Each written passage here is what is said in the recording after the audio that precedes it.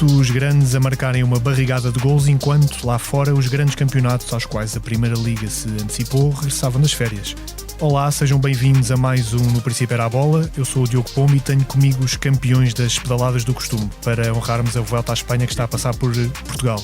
Olá, Rui Malheiro, e olá, Tomás da Cunha. Viva Diogo, viva Tomás. Olá, um abraço a todos. Subscrever o Expresso é ter acesso à melhor informação, a uma vasta oferta de conteúdos exclusivos e à opinião de referência. Subscrever o Expresso é tornar-se membro do nosso clube, poder ser voz ativa de uma comunidade informada e beneficiar de vantagens exclusivas. Subscreva o Expresso em expresso.pt/digital. Expresso. Liberdade para pensar. E vamos então começar pelo Estádio da Luz, onde o Benfica reagiu à derrota na primeira jornada com uma vitória por 3-0 contra o Casa Pia, mas só reagiu algo tarde e a seguir ao intervalo. Não de forma coletiva, mas trocando peças na equipa. Roger Schmidt sacudiu o marasmo ao fazer entrar Marcos Leonardo, Coxu e Tiago Gouveia. E foi este último com um golo e uma assistência quem mais agitou as águas do jogo. Tomás, houve sinais animadores da parte do Benfica ou ainda nem por isso? Nem por isso. Fica um sinal positivo e de crescimento na segunda parte, mas se por um lado não surpreendeu a escolha do 11 Roger Schmidt, porque não é um treinador muito dado à mudança, pelo contrário, é um treinador bastante resistente nesse sentido, mas ficou a prova na segunda parte que o Benfica neste momento precisa de quebrar a rigidez do modelo do alemão, e isso só se consegue com jogadores diferentes que ofereçam coisas distintas, e há aqui uma série deles que saíram do banco e conseguiram marcar essa diferença. Destaca-se o lado esquerdo, e Carreras parece-me um jogador neste momento mais versátil ofensivamente, que dá mais coisas ao flanco esquerdo, passos interiores, capacidades de condução, também não é de todo um jogador incapaz de explorar a profundidade, tem alguma capacidade de combinação e acaba por ser, quanto a mim, um dos jogadores que mais chegou à frente nesta partida, sendo certo que Best lesionou-se, ainda estamos para perceber a gravidade. De qualquer forma, Carreras acrescenta variabilidade ao corredor esquerdo do Benfica.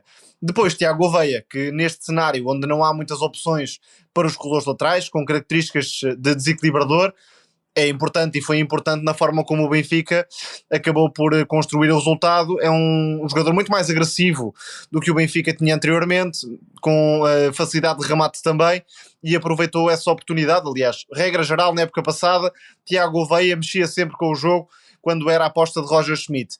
Aquilo que se percebe desde o início é que, mais uma vez, a dupla de meio campo ficou algo escassa, ainda que Florentino tenha tentado meter mais espaços do que em Famalicão.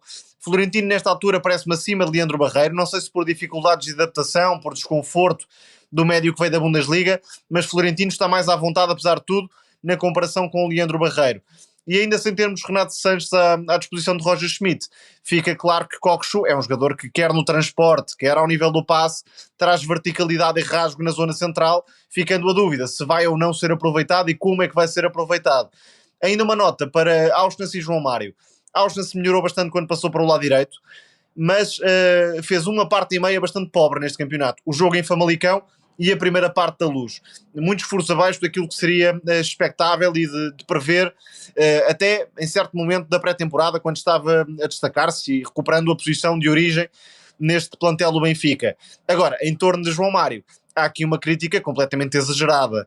Eu estive no Estádio da Luz em trabalho e chegamos um pouco mais cedo, o nome de João Mário já foi assobiado no momento em que o speaker anunciou 11, portanto não teve rigorosamente nada a ver com a exibição feita pelo João Mário, até porque na primeira parte, quanto a mim, foi um dos melhores, conseguiu até um remate bastante perigoso, o mais perigoso do Benfica na primeira parte, teve alguma facilidade de associação com Bá no corredor direito, enfim, não foi de todo por João Mário que o Benfica não estava a vencer. Aliás, se há algo que se pode apontar é a forma como Schmidt insistiu nesta ideia de ter no fundo 4 médios e apenas Bresciani para acrescentar alguma irreverência em termos de condução e drible.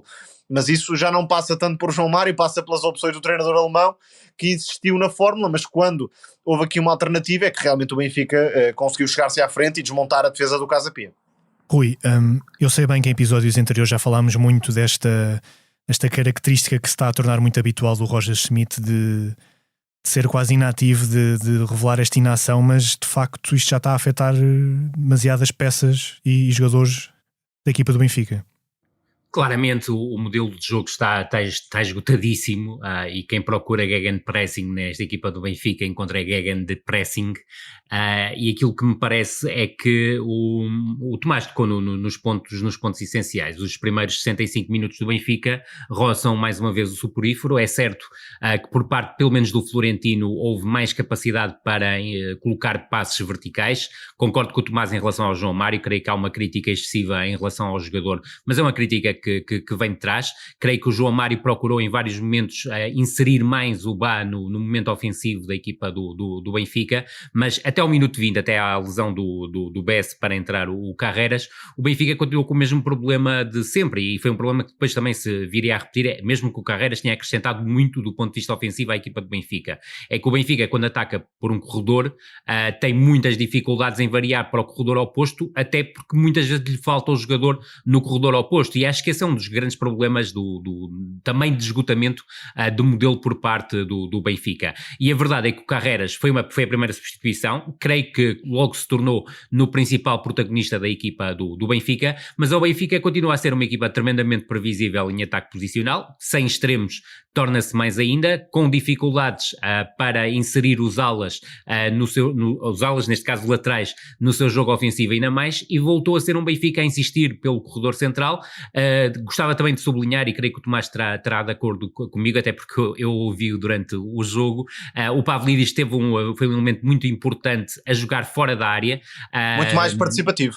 Muito participativo, ao contrário do que tinha acontecido em Famalicão, mas não deixa de ser estranho que as duas principais ocasiões de perigo do Benfica, e foram duas ocasiões muito, diria, fracas ou ténues, foram finalizações do Prestiani com o seu pouco menos de 1,70 m a surgirem na área em zona de finalização. Isto também comprova que o Benfica tem dificuldades em colocar muita gente em zona de finalização. Esse é mais um problema, é mais um sintoma de que o modelo está esgotado. Depois é aquilo que o E há uma Tomás questão, diz, Rui, que também já se aplicava a Coxo na época passada. Certíssimo. É que os dois médios do Benfica raramente se aproximam das zonas de criação e de finalização. Verdade. Coxo parecia ter receio de se adiantar para não se expor muito e para não desproteger a equipa. E creio que fica a mesma ideia em relação a estes dois médios, porque Barreiro, não sendo propriamente um médio atacante, é um jogador capaz de crescer no campo e aparecer mais à frente. Isso não tem acontecido propriamente. Sem dúvida, e sem querer comparar universos, porque até parece de certa forma injusto, basta ver que o João Neves era criticado por não fazer golos e assistências, e neste primeiro jogo, logo pelo Paris Saint-Germain, ainda que a equipa jogue numa estrutura diferente, que eu creio que beneficiaria a equipa do Benfica já a temporada passada, a verdade é que o João Neves faz 2 assistências, ainda que do meu ponto de vista seja uma assistência e meia, porque a outra acaba por ser um excelente passo do João Neves, mas é uma extraordinária jogada individual do Barcola, e transformar aquilo numa assistência é um bocadinho forçado, mas é aquilo que se faz hoje em dia. Agora, a verdade é, tal como dissemos exatamente isto a semana passada, o modelo de jogo está esgotado. Agora, há protagonistas que melhoram a forma de jogar do Benfica, do ponto de vista individual e não do ponto de vista coletivo. Aquilo que me parece é que o coletivo está esgotado e não há grande margem para fugir disso. Teria que haver aqui uma metamorfose completa do Roger Schmidt, que não parece que vai acontecer, até porque ele voltou a dizer que o 11 que alinhou de início era um top, era top, e que o shape também estava fantástico. Portanto, para Roger Schmidt continua tudo fantástico. Agora, a verdade é que não é isso que está a acontecer. E ao minuto 65, com a entrada do Coxu para 8, o Benfica cresceu, com a entrada do Marcos Leonardo para avançado, independentemente do Prestiani estar muito longe de fazer um mau jogo. Eu até teria colocado Prestiani sobre uma ala, mas não sou treinador do Benfica, obviamente, mas Marcos Leonardo e Pavlidis que funcionam bem juntos e creio que terão que jogar mais vezes juntos. E a verdade, e com a própria entrada do Tiago Gouveia, o Benfica ficou com um extremo. E não deixa de ser curioso que o Tiago Gouveia, a meio da semana, surgiram várias notícias, isso não quer dizer que sejam certas, mas basta olhar para aquilo que é o Benfica, que continua em busca de um lateral direito, e que o Tiago Gouveia se sentia cada vez mais como um excedentário. Acaba por ser o Tiago Gouveia, no fundo, a desenrolar e a desenvolver o jogo, dando largura ao corredor esquerdo, ele que estava a jogar como lateral direito feito esta temporada, a ser absolutamente decisivo, quer no lance do primeiro golo, quer no lance que depois dá o segundo golo, que é ele que acaba por finalizar. Mas sublinhar que nos 3 golos há situações que acabam por ser inabituais na equipa do Benfica, ou seja, o ataque posicional é praticamente zero nos 3 golos. O primeiro é um lance em que o Casa Pia, talvez um bocadinho mais confiante, depois de ter estado praticamente sempre a defender num bloco baixo, procurou talvez pela primeira vez no jogo. Na segunda parte baixou muitíssimo. Baixou muitíssimo, mas naquele momento, no momento que está na origem do 1-0 e Carreras faz 3 pré-assistências, se quisermos, nos 3 golos do Benfica, a equipa do Benfica conseguiu superar a pressão alta do Casa Pia, foi o primeiro momento de pressão alta do Casa Pia na segunda parte. Depois, o segundo golo acaba por ser num lance em que o jogo se parte, e há uma combinação muito bem urdida entre o Pavlidis, o Carreras e depois o cruzamento do Carreras que vai para o Oshens e acaba por o Tiago Gouveia beneficiar da segunda bola. E o 3-0 é mais uma saída rápida por parte do Benfica, com o Carreras a ter um papel nuclear, a buscar o Cockchu no corredor central, e o Cockchu a mostrar que faz aquilo que o Barreiro e o Florentino nunca serão capazes de fazer, ou seja, invadir com bola o meio campo ofensivo e depois proporcionarem um passo de ruptura para o Oshens, que, tal como o Tomás disse, fez talvez como médio ala esquerdo, o seu pior jogo pelo Benfica, mas que melhorou a partir do momento em que jogou a partir do corredor direito e acabou por fazer o 3-0 final e estar envolvido também no lance do segundo golo, porque surgiu em zona de finalização. Rui, a palavra-chave para este jogo do Benfica é rebeldia, porque Cockchu deu essa rebeldia, Carreras a mesma coisa, Tiago Gouveia a mesma coisa, num modelo tão cinzento. Mesmo o Marcos. Isso mesmo. Mesmo Marcos Leonardo, exatamente. E muitas vezes, Bresciani é um jogador que pensa mais como médio do que como avançado. Concordo. E com o Pavlidis também a sair muito da área, o Benfica não tinha ninguém para finalizar. Certíssimo. E por isso também acabou por tentar muitos remates de fora da área, o que surpreende, enfim, é um surpreende para quem vê de fora, porque já se sabia que ia ser mais ou menos assim. Na abordagem de Schmidt é que, no fundo, não reconheceu qualquer problema em relação ao que aconteceu em Famalicão, porque se não mudou nada é porque confiou naquilo que estes 11 jogadores iriam dar. Só que os 11 jogadores têm perfis muito semelhantes. Verdade. Desde logo no meio campo, os 4 médios, sendo que João Mário... É uma redundância tremenda. E já mostrou isso na época passada. Podia ser um médio centro útil, para dar capacidade de gestão com bola, variação de ritmos, mas não tem sido utilizado nessa posição e depois, claro, acaba por levar por tabela, repito, de forma completamente exagerada, por mais que se queira discutir depois se deve ser ou não deve ser capitão, mas não é de todo o grande problema do Benfica. Antes fosse para Roger Schmidt, exatamente. O grande problema do Benfica é coletivo, nós já tocamos aqui nas 2 últimas semanas sobre isso, a época passada fartámos de tocar sobre o assunto, sem dúvida nenhuma. O problema é coletivo. Agora, tal como frisamos a semana passada, e creio que até pelo feedback que tivemos foram palavras que a maior parte dos adeptos do Benfica perceberam muito bem, a verdade é que o individual dentro deste coletivo tem diferenças, e a verdade é que é completamente diferente ter um Leandro Barreiro, que eu concordo com o Tomás, está no nível abaixo do Florentino, até porque eu creio que há alguns momentos ele quer esticar, quer surgir na área adversária para aparecer em zonas de finalização, e não está a ser propriamente feliz em nenhum momento na equipa do Benfica. E depois sublinhar-te isto, é que os 2 médios a jogarem juntos, o Florentino e o Leandro Barreiro, garantem muito pouco a nível de construção, independentemente do Florentino ter melhorado do jogo 1 para o jogo 2, mas do ponto de vista defensivo também estão longe de ser fiáveis, e a verdade é que o Casa Pia acabou por testar muito pouco a equipa do Benfica. Mas também sublinhar-te isto, já era uma altura em que o Barreiro não estava em campo, mas depois do Benfica ter feito 1-0, o Casa Pia falha de forma escandalosa 1-1, e sublinhar aqui que o Casa Pia soma 2 derrotas, uma derrota do meu ponto de vista muito pesada em casa diante do Boa Vista, apesar de ter sido por 0-1, num jogo muito ingrato para a equipa do Casa Pia.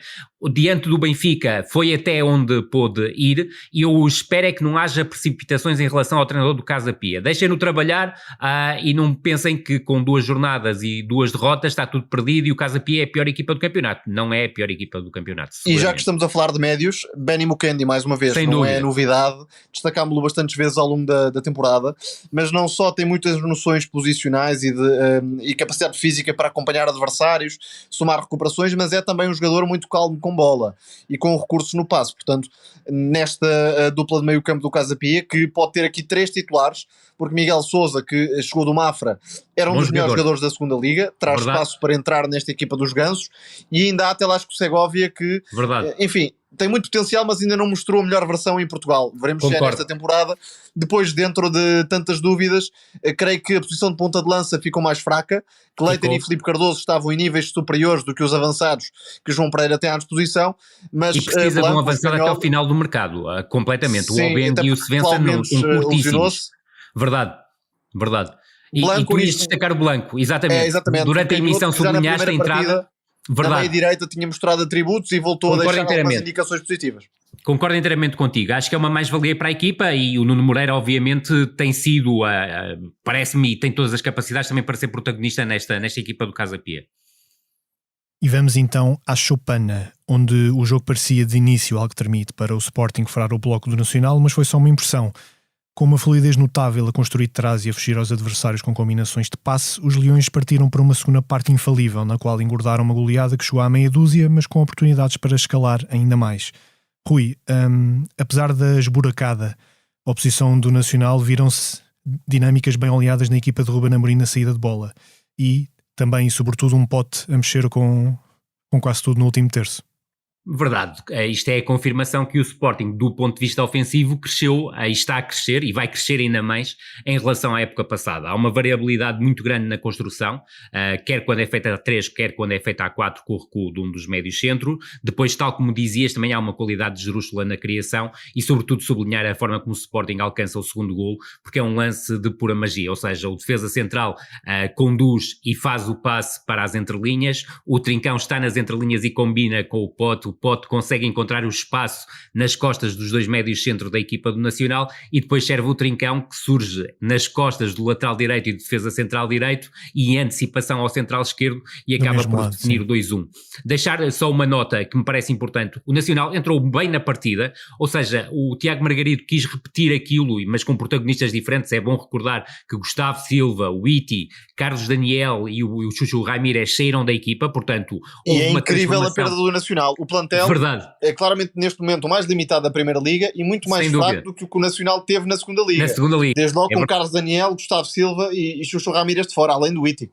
Exatamente, esses são 4 perdas tremendas para a equipa do Nacional, mas o Nacional normalmente, e foi um ponto que me parece importante assinalar em relação àquilo que fazia na Segunda Liga, é que os primeiros 15-20 minutos na Choupana eram de uma tremenda agressividade ofensiva e até defensiva para recuperar a bola em zonas altas, e diante do Sporting, nos primeiros 5 minutos conseguiu encostar o Sporting um bocadinho às cordas e até surpreender, do meu ponto de vista, o Ruben Amorim, quer com o posicionamento do Mateus Dias, o médio mais defensivo, quer com o Luís Esteves a conseguir a receber várias vezes a bola solto nas costas dos dois médios, ou seja... E Mateus Dias já agora pode ser uma das revelações do futebol português. Acredito necessariamente neste papel de central, onde até acaba por comprometer num dos golos, mas por exemplo contra o AVS foi o grande destaque da equipa do Nacional, foi o melhor além jogador, de Baeza, que já é um jogador conhecido. Exatamente, o Baeza que ficou no banco e entrou depois na segunda parte, já na fase em que o jogo estava morto. A partir dos 5 minutos, o Sporting começou a dominar completamente o jogo, instalou-se no meio campo ofensivo, vimos uma versão diferente do Nacional que vai ao encontro daquelas que são as suas limitações, ou seja, defender praticamente no 5-4-1, com o Mateus Dias, tal como o Tomás disse muito bem, a baixar de médio defensivo para central pelo meio, depois na segunda parte passou para central pela direita e aí comete o tal erro garrafal que está na origem do 4-1, mas a equipa do Sporting esteve, apesar de conseguir atacar pelos 3 corredores, teve algumas dificuldades em ligar a criação com a finalização porque havia falta de espaço. E quem é que encontrou esse espaço? Pote.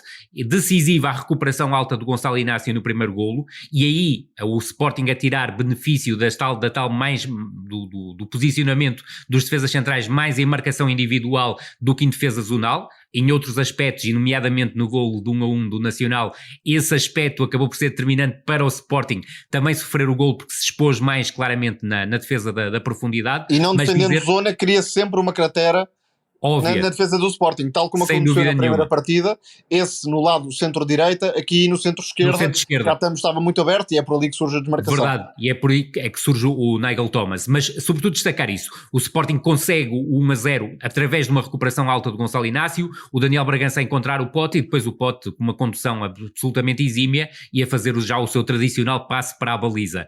É verdade que o Nacional acusou ali um bocadinho o facto de estar em desvantagem, mas sobretudo entre os 30 e os 36 16 minutos, tem uma reação muito forte e cria praticamente 3 oportunidades de gol, sendo que a terceira acaba por arredondar no tal gol do Nigel Thomas. Muito bom passe do Mateus Dias, que descobriu nas primeiras entrelinhas, entre o meio-campo e o ataque leonino, espaço para receber a bola, ter a bola descoberta e lá lançar está na essa visão de Mateus Dias, que se tinha visto na primeira partida também. Verdade, e diante do AVS foi muito notória essa, até porque teve mais espaço para o fazer. E o Mateus Dias a encontrar muito bem a desmarcação de Nigel Thomas, que é um jogador irregular a nível da definição, mas que acabou por definir muito bem este lance e foi muito astuto a aproveitar o espaço, quer entre o Diomande, quer entre o Diomande e o Gonçalo Inácio, mas também a falta de apoio defensivo que o Katam deu naquele momento. E a verdade é que o Sporting conseguiu reagir de imediato e foi muito importante para os Leões chegarem ao intervalo em vantagem. Não vou repetir, é uma jogada absolutamente genial entre o Trincão e o Pote que acaba por dar o triunfo ao Sporting, o 2-1 ao intervalo. E essas no início aproximações na zona central, ou muitas vezes até juntando-se num corredor, já foram marca do crescimento do Sporting na época passada. Sem dúvida. Trincão não está preso à meia-direita, Trincão flutua, muitas vezes aproxima-se de Pote e assim o Sporting cria o entendimento entre ambos e claro, é muito difícil travar. Claro que sim, e depois na segunda parte acaba por ter também a largura a surgir muitas vezes através do Kenda e do Katam, que melhorou em relação ao primeiro jogo, mesmo não tendo feito uma primeira parte por aí além, mas sobretudo o lance que acaba por ser decisivo, e recordar que o Nacional tem a hipótese de fazer o 2-2 logo no início da segunda parte, aqui novamente o espaço entre centro e direita, e não centro-esquerda como no lance do gol, mas centro e direita como na primeira jornada diante do Rio Ave, com o APA a não conseguir bater o Kovacevic. Mas a partir dali entra o jogo zigue-zagueante, se quisermos, do Kenda, a conquistar uma grande penalidade que me parece também inequívoca, mas também, do meu ponto de vista, alguma inércia por parte do Bruno Costa na reação ao zigue-zague do Kenda, e a partir daí a equipa do Nacional desmoronou-se completamente. É certo que o Tiago Margarido quis mexer na equipa, ainda teve o azar de um jogador se lesionar depois de ter feito uma dupla substituição, acabou por fazer a tripla substituição, mas isso não retira nem subtrai qualquer mérito à equipa do Sporting, que prolongou e muito bem o marcador e levou até um 6-1, um 4-1, o tal erro garrafal do Mateus Dias, que o Katam a aproveitar e a assistir o Trincão. Depois no lance do 5-1 a conseguir marcar através do Daniel Bragança, mais uma vez com o Sporting a explorar o canto curto com o Pote a assistir o Bragança, mas sobretudo, e cá está a tal questão da assistência, o Bragança tem um trabalho individual dentro da área absolutamente notável e a conseguir fazer o 5-1, e depois o 6-1, que me parece um lance muito importante para a equipa do Sporting e que vai ao encontro de algo que o Tomás e eu temos falado aqui várias vezes desde o início desta temporada, que é a questão do Zinedine Bast ser muito mais um defesa central exterior, ser claramente um defesa central exterior. Porque ele entra na segunda parte para o lugar de Eduardo Quaresma, central do lado direito. Aquela posição híbrida central-lateral. Exatamente. Faz toda a diferença. E ele que sentiu-se tão confortável que faz aquele passe, que é um passe mais do que açucarado, um passe longo açucarado, que ele fazia frequentemente no Anderlecht em busca da profundidade, e depois o Gyökeres caminhou tranquilamente para o 6-1. Só uma nota, uma curiosidade final, é que acabou por o Ruben Amorim por dar tempo de utilização ao Fresneda, curiosamente como central pela direita, ou seja, tal como o Tomás dizia muito bem, na tal posição híbrida entre central pela direita e lateral direito. E se quiseres, para rematar, a própria aquisição do Maxi Araújo, que parece cada vez mais encaminhada, vai, do meu ponto de vista, e não sei se concordarás, Tomás, por acaso sobre isso ainda não te ouvi falar, eu creio que o Maxi Araújo a fixar-se será opção obviamente para lateral ala esquerdo, já ouvi muita coisa sobre isso, mas é claramente um lateral ala esquerdo que vai concorrer com o Nuno Santos. Admito que muitíssimo episodicamente possa atuar como avançado interior direito. Mas não é a ideia de base. Não, e há Trincão, há Marcos Edwards se ficar, o próprio Kenda, até o próprio Katam poderão até ser melhores opções com o Maxi Araújo para essa posição. Mas sobretudo isto vai levar ao fixar do Mateus Reis mais como central esquerdo, como alternativa ao Gonçalo Inácio, e do meu ponto de vista, em algumas situações, fazer com que o Gonçalo Inácio seja também central pelo meio, dando também espaço para a rotação em relação ao Diomande. Exatamente, creio que havia duas posições melhoráveis diretamente no 11 do Sporting. Uma delas era a de guarda-redes, sendo que o Kovacevic continua a deixar algumas dúvidas em relação à segurança e à melhoria na baliza do Sporting, e aqui falo concretamente em termos de defesa da baliza, não propriamente de outros aspectos. E a outra posição era a de ala esquerdo, embora Nuno Santos tem evoluído bastante, até diria mais consideravelmente na última época do que nos outros anos de Sporting. É um jogador mais completo, com bola naquilo que oferece.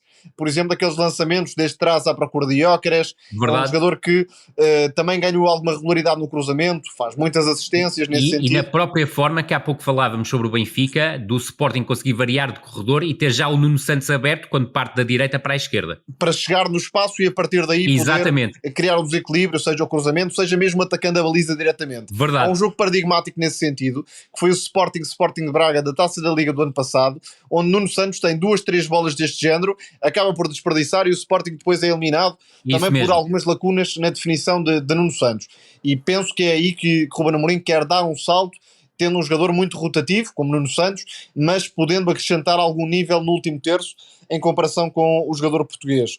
Depois, creio que o raio-x do Sporting não se alterou muito em relação à época passada, isto é, uma equipa com muitos recursos a construir e no último terço, seja com os movimentos de aproximação e de combinação de Pedro Gonçalves e de Trincão e as rupturas de Gyökeres. Já agora Pedro Gonçalves claramente é a grande figura deste arranque de temporada e noutra escala, a par de Tomás Andal, do Vitória de Guimarães. Quanto a mim, são os dois jogadores em foco neste arranque de temporada de futebol português. E a partir daqui, com centrais estão capacitados na forma como constroem, com médios também que podem aproximar-se e contribuir na ligação deste trás, seja Morita, por exemplo, ou Yulman, mas também o próprio Daniel Bragança, que é um jogador que trabalha muito bem dentro do bloco adversário e foi visível neste jogo com o Nacional. Só que depois, também com fragilidades defensivas. Agora vamos ver como é que o Sporting se adapta a este novo processo defensivo, com mais referências individuais que abrem espaço inevitavelmente na defesa adversária. Mais uma vez, insisto nesta ideia, Ruben Amorim captou muitas coisas dos jogos com a Atalanta da época passada e quer incluir algumas nuances diferentes no jogo coletivo do Sporting, mas é assim, sofrendo um golo ou dois, mas marcando 5 ou 6, o Sporting vai sempre acabar por ter essa segurança. De qualquer forma, acredito que seja neste momento uma das preocupações de Ruben Amorim, ganhar alguma consistência e evitar erros coletivos e individuais também que ofereçam golos ao adversário. Uma nota final ainda sobre Pedro Gonçalves: os 15 minutos do Sporting, 15 minutos iniciais não são bons, e no meio deste cenário Pedro Gonçalves tem uma grande jogada, desbloqueia o marcador e tudo se facilita, e é a importância de ter jogadores que de facto na realidade portuguesa consigam de um momento para o outro virar o jogo. E deixar só 2 notas. Eu creio que o Pote terá que ser obrigatoriamente convocado para a Seleção Nacional. Creio que não há espaço para que ele continue de fora da Seleção Nacional, independentemente do número de convocados, que nós ainda não sabemos para o jogo, para os jogos duplo confronto na Luz para a Liga das Nações, mas sobretudo acho que valia a pena em termos de Seleção Nacional, e nós ainda não sabemos qual é o plano do Roberto Martínez para a Liga das Nações, abrir o leque de opções e dar oportunidades a jogadores que não têm sido frequentemente convocados. Creio que é a altura do Pote ser chamado à seleção, creio que também é a altura do Trincão surgir na seleção, até porque há jogadores que saíram do europeu e praticamente têm utilização zero até ao momento em competições oficiais. Há mesmo jogadores com uma utilização a zero e que não faz qualquer sentido serem convocados.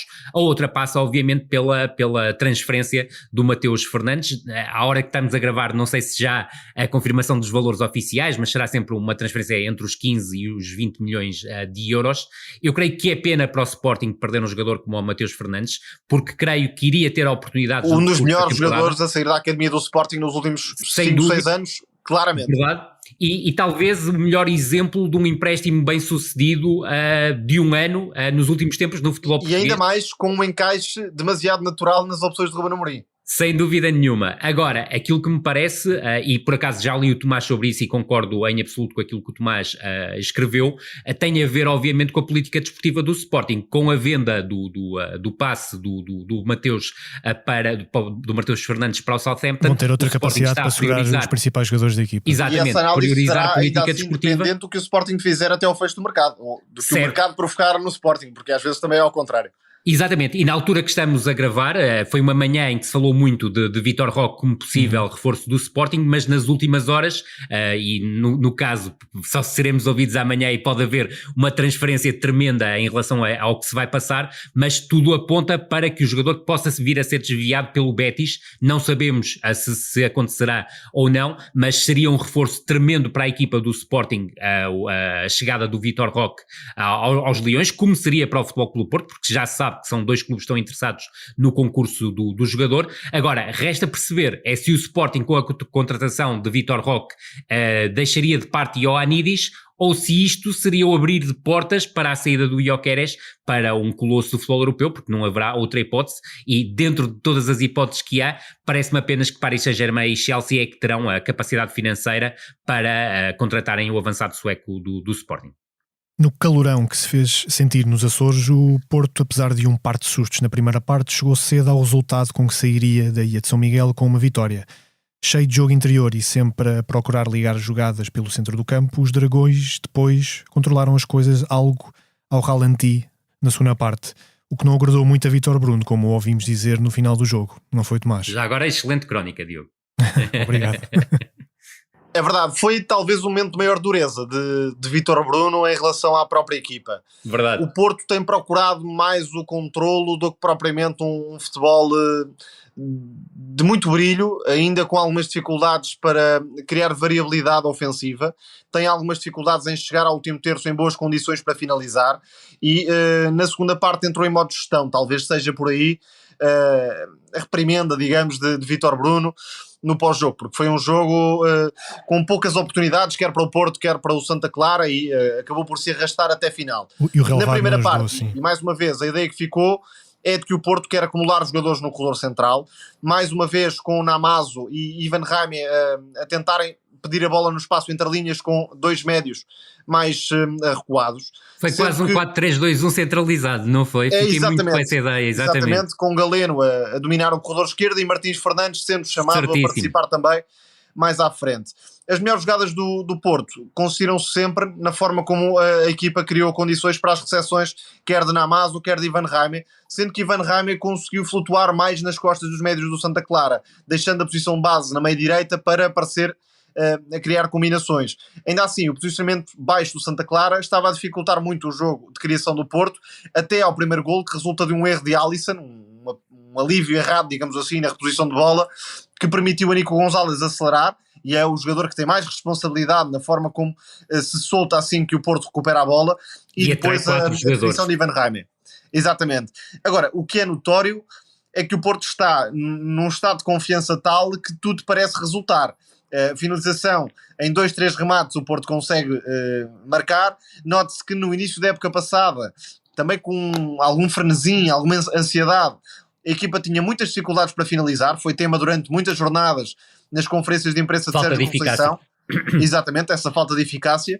E mesmo defensivamente, a equipa teve algumas dificuldades para controlar as arrancadas de Gabriel Silva, sobretudo, que é um jogador que causou dificuldades, mas mesmo aí o Porto teve ações de limite que saíram na perfeição e com muita importância para os Dragões. Falo em concreto da defesa de Diogo Costa e do corte em cima da linha de Galeno, que podiam ter dado golos ao Santa Clara. Portanto, dentro das áreas, o Porto tem sido realmente dominador e consegue levar a melhor.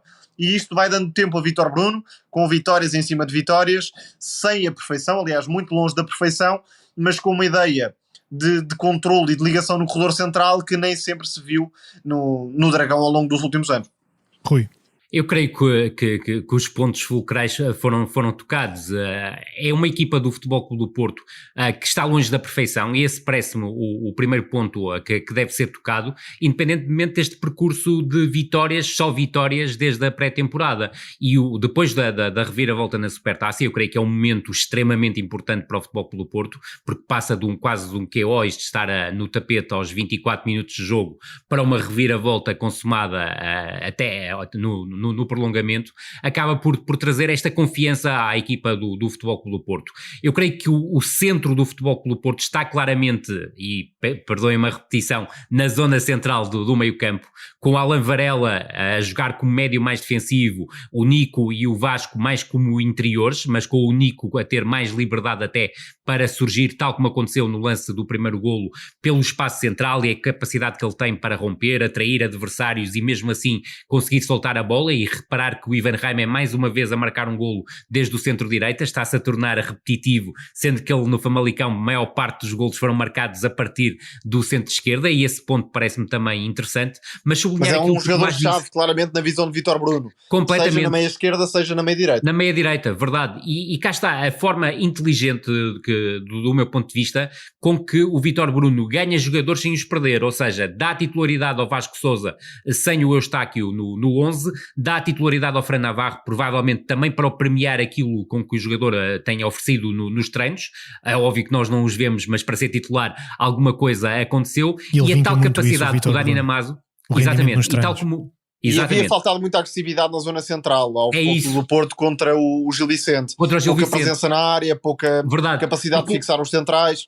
Porque o Namazo, diante do Santa Clara, jogou naquela posição que me parece ser a posição perfeita para ele, ou seja, o segundo avançado que ataca as entrelinhas, não é um ala esquerdo, obviamente, um extremo esquerdo, é muito mais um avançado interior, que jogou mais no centro esquerdo. Um jogador de apoio de jogar de criação, de apoio, mais do que um avançado. E, por exemplo, seria incrível para o Futebol Clube do Porto, independentemente de todo o respeito que tenho pelo Fran Navarro, que o Futebol Clube do Porto conseguisse urdir esta estrutura com uma referência ofensiva da dimensão do Vitor Roque, seria absolutamente incrível. Mas também a esse propósito, acho muito interessante as declarações de ontem do André Vilas-Boas em Ponta Barca, quando aborda a situação do mercado do Futebol Clube do Porto, nomeadamente em relação às aquisições. Há muito que não via um discurso tão fresco, tão frontal, num dirigente, ou seja, dizer porque é que o Neoen ainda não é reforço do Futebol Clube do Porto, as dificuldades que tem tido em negociar com a Udinese e que pelo preço que a Udinese pede, e parece que há uma nova proposta do Futebol Clube do Porto para tentar convencer a Udinese, porque o Neoen é claramente o defesa central que faz falta à equipa do Futebol Clube do Porto,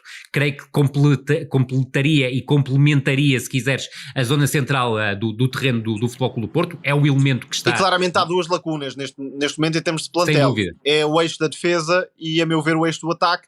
Não por falta de opções ofensivas, porque o Porto na prática tem 3 avançados, isso seria suficiente. Certíssimo, agora, mas não há Taremi nem dúvidas sobre o nível para atacar a temporada, ainda mais claro depois de perder Evanilson, obviamente. Exatamente, e obviamente que aí o Vitor Roque faria todo o sentido, mas não é obviamente uma apreciação fácil para nenhum clube português. Depois, salientar também a forma como falou do Danilo, nós tínhamos tocado aqui nesse aspecto, que era a hipótese do Danilo regressar ao futebol português. Não sei, e aí eu tenho muitas dúvidas, se será o reforço ideal para o Futebol Clube do Porto, quer em termos de defesa, quer em termos de meio campo. Inclino muito mais para uma opção como o Neoen Pérez para a defesa central. Creio que o Futebol Clube do Porto, a menos que tenha mais alguma perda na defesa ou no meio campo, eu creio que o Danilo não é um jogador, até pelo próprio salário, que seja um jogador tão importante assim para o Futebol Clube do Porto, fora fatores externos, como por exemplo a liderança do balneário, em que acredito que poderia ser um elemento importante. Se estamos a falar de antigos laterais do Porto regressarem, talvez o melhor até fosse o Alexandro. Exatamente, curiosamente estava a treinar no Portimonense, é verdade.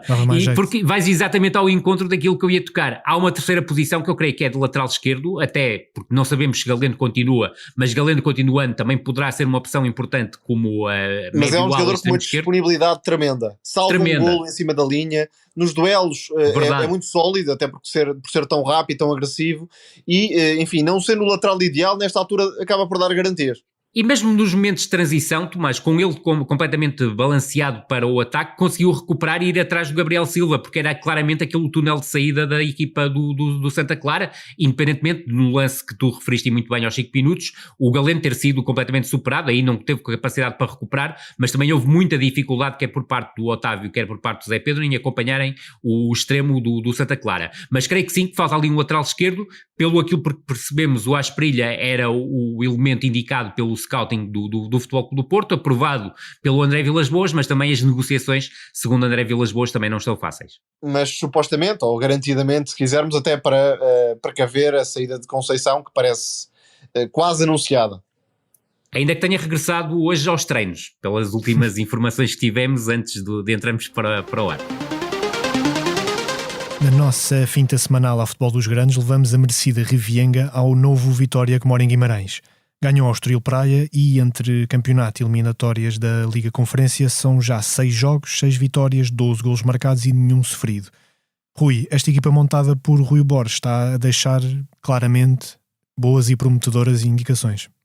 está a deixar água na boca, e se não perder nenhum jogador até ao fecho do mercado, acho que tem aqui uma equipa claramente para competir pelo terceiro, quarto lugar, e olhar para cima na tabela classificativa e procurar fazer melhor do que na temporada passada. O Tomás já tocou no jogador que eu acho que é o jogador central desta equipa, e há uma equipa com o Tomás Andal e há outra equipa sem o Tomás Andal, que também não deixa de ser má. É o jogador estrutural. Perdendo, exatamente, o Vitória ficará sempre debilitado e mais longe dos objetivos.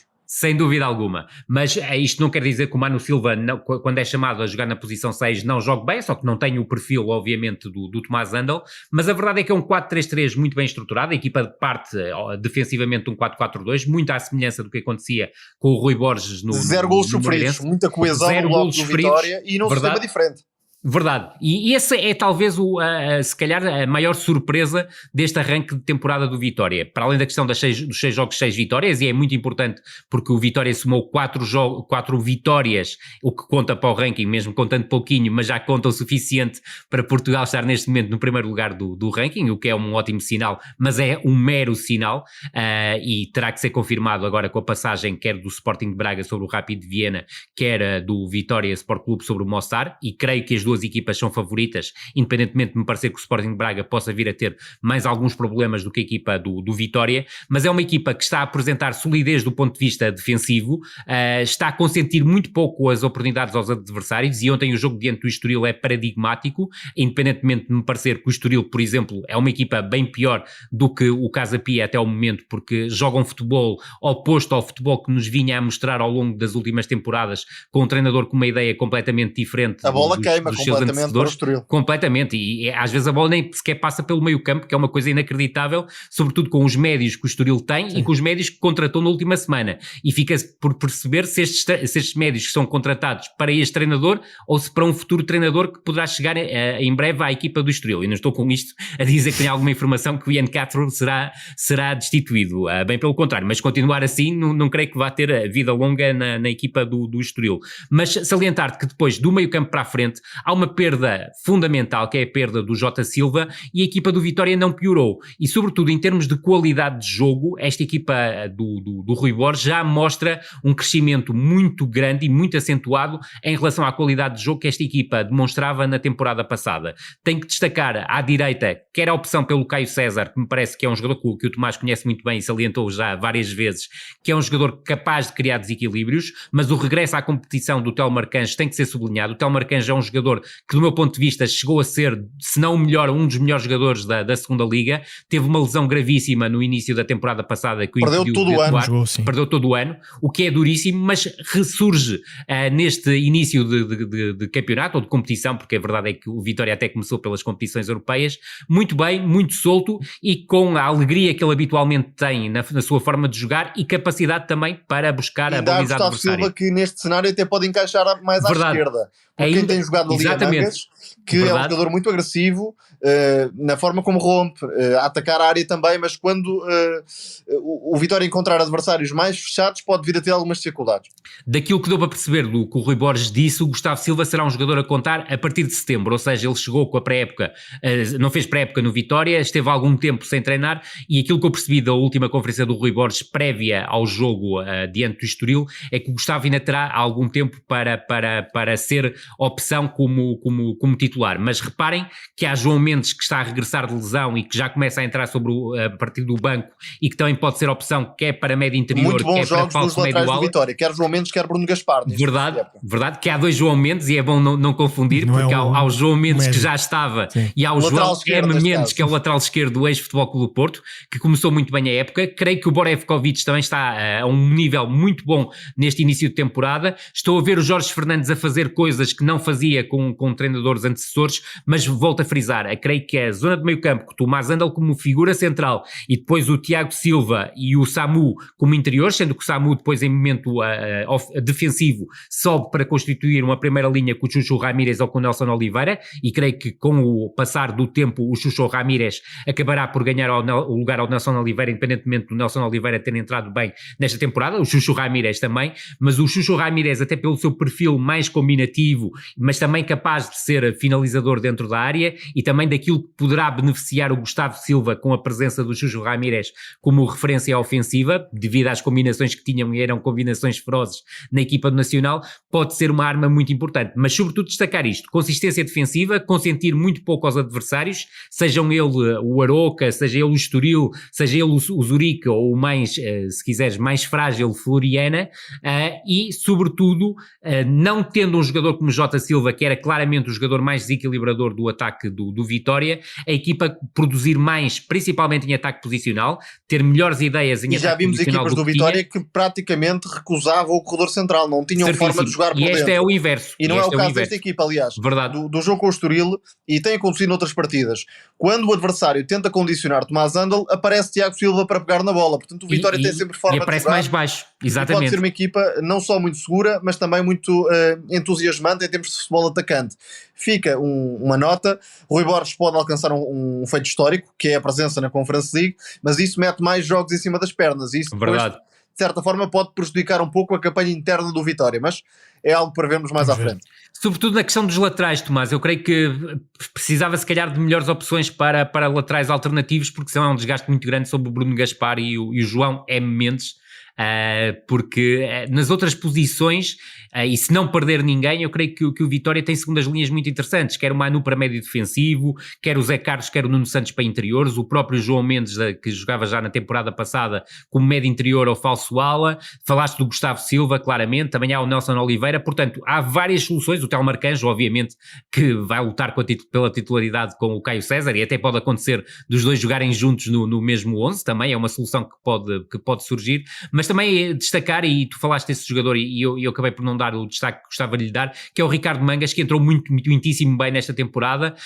Já o tínhamos visto jogar nesta posição no Boa Vista, mas eu creio que está mais acutilante na chegada às zonas de finalização, e o Vitória tem tirado partido disso, nomeadamente quando consegue chegar à linha pelo corredor direito, e não deixando de privilegiar o corredor central, como tu muito bem disseste, mas aproveitar várias vezes os cruzamentos do corredor direito para surgir com muito sentido de oportunidade ao segundo posto.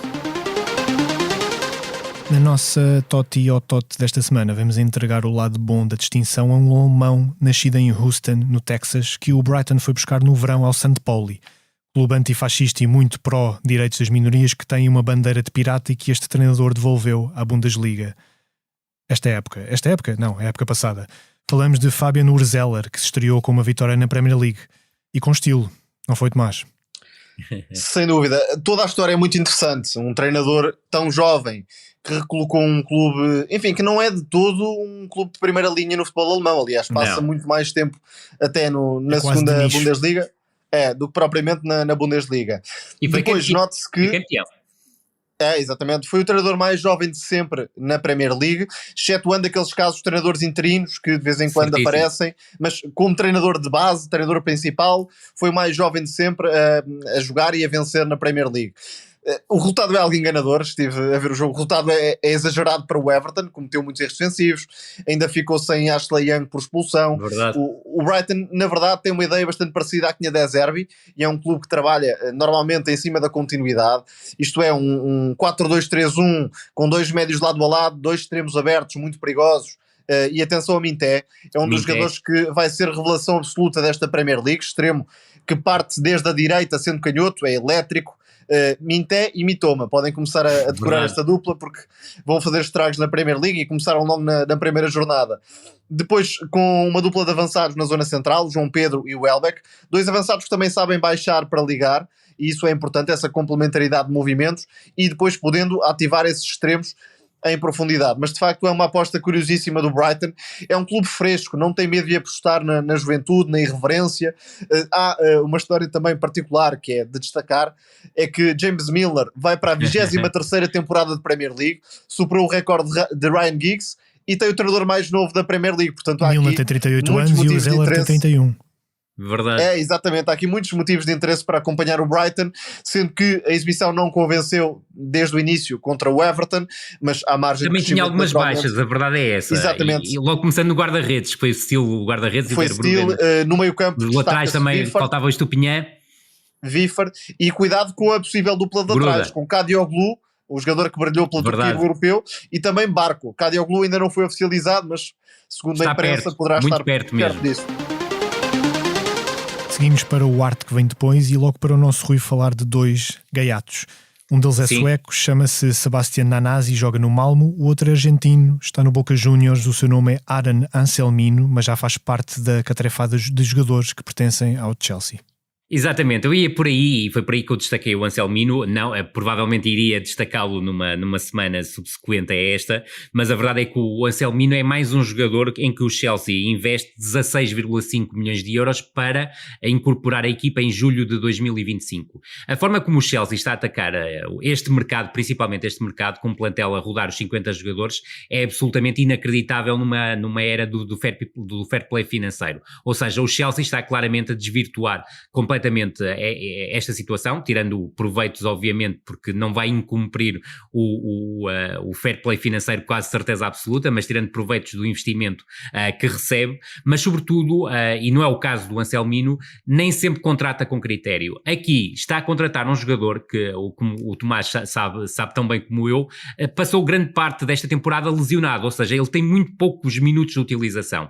Agora, a verdade é que depois do Chelsea o contratar, o primeiro jogo que faz, que é o jogo de regresso à competição, faz 2 assistências para golo através de passos, o que não é totalmente normal num defesa central. E é sobretudo isto que há a destacar neste defesa central do Boca Juniors. Eu creio que está aqui um grande projeto de defesa central argentino, creio que o próximo ano a jogar permanentemente no Boca será muito importante para a sua evolução como jogador. Agora, como é óbvio, eu tenho dúvidas que ele no curto, médio prazo venha a ser central titular do Chelsea, tendo em conta aquilo que é a catarefada de defesas centrais que o Chelsea tem ao seu serviço. Agora, tenho aqui um defesa central que é uma autêntica pérola do futebol argentino, muito competente do ponto de vista defensivo, ou seja, tremendamente anticipativo, fortíssimo no controle da profundidade, com grande capacidade de deslocação, também forte nos duelos e depois, sobretudo, com um aspecto que me parece claramente diferenciador, que é a qualidade que ele tem na construção a diferentes distâncias e na condução, porque é um jogador tecnicamente bem burilado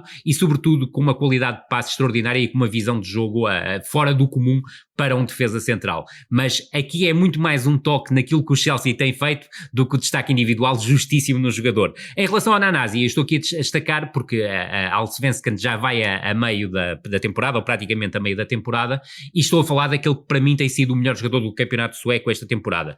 É um jogador, o Nanasi, um jogador de 22 anos, completados em maio deste ano. É um jogador que, por norma, joga como médio ala esquerdo, mas a vir muito para dentro, ou seja, a buscar muito diagonais para o espaço interior, até porque é destro, mas também pode jogar a média ofensiva ou média interior, dependendo da estrutura que a equipa utiliza. E reparar que em termos de campeonato sueco, em 16 jogos tem 6 golos e 9 assistências, e em termos de Liga dos Campeões, na fase de qualificação, onde curiosamente na última ronda o Malmo acabou por eliminar o PAOK, tem 3 jogos, 3 golos e 1 assistência. Destacar aqui, sobretudo, a capacidade que este jogador tem em termos de condução de jogo, capacidade também para criar desequilíbrios num contra um.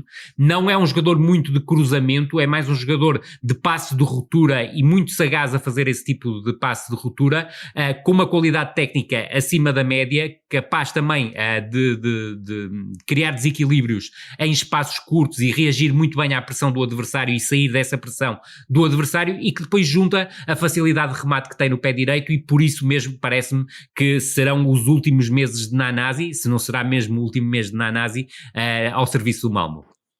Poderá estar dependente a entrada ou não do Malmo na Champions. Exatamente. Talvez seja também um pouco por aí.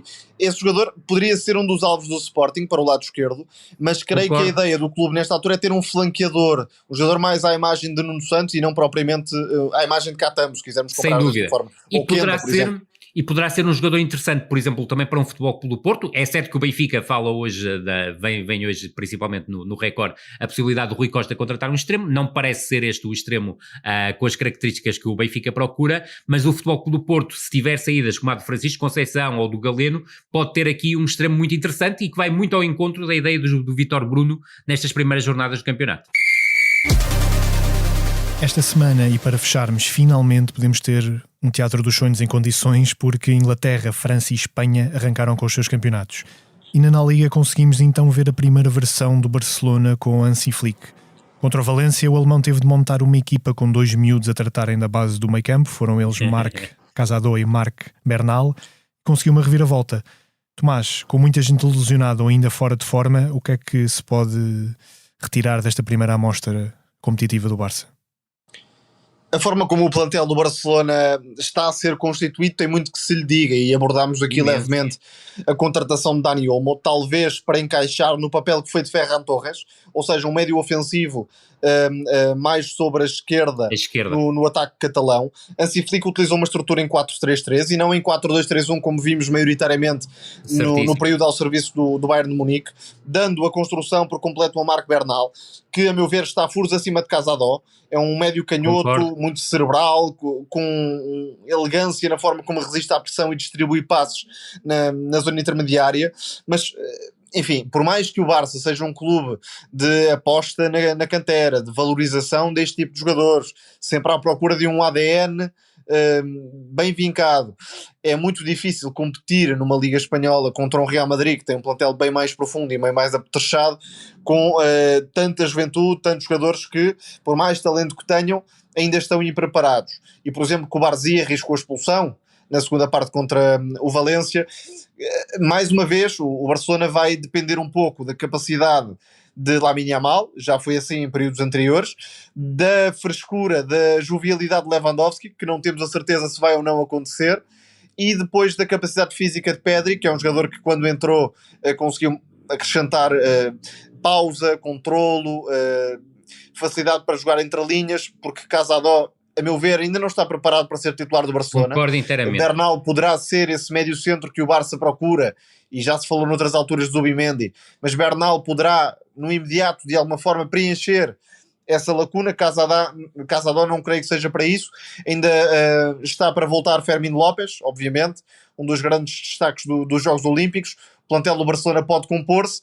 Agora, cabe a responsabilidade a Hansi Flick de acrescentar algumas nuances que são características do modelo do alemão, nomeadamente na verticalidade, na aproximação às zonas de finalização, mas também com um tipo de comportamento diferente na forma como o Barça pressiona, e que já foi visível nesta jornada, por exemplo, com os laterais a irem muito alto na pressão, o que pode dificultar por vezes a forma como o Barça se instala e controla o adversário. Basta ver o primeiro golo, não é? Exatamente. Basta ver o gol do Valência, onde há uma saída do conjunto chefe pelo lado esquerdo, e aí a pressão do Barça falhou. Portanto, há aqui mais questões do que certezas, muita juventude, insisto no nome de Marc Bernal para o presente e para o futuro, não sem tanto no de Casado.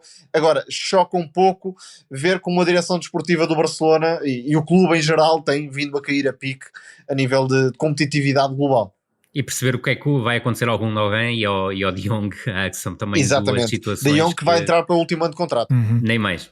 E ficamos por aqui, foi mais um episódio do No Princípio Era a Bola. Muito obrigado por nos ouvirem. A sonoplastia é do Tomás Delfim. Um abraço e até para a semana.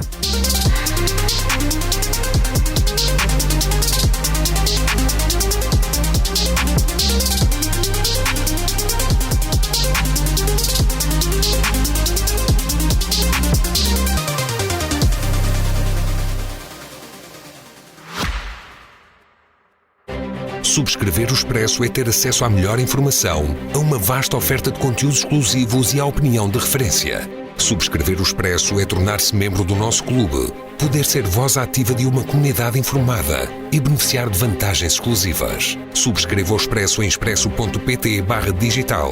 Expresso. Liberdade para pensar.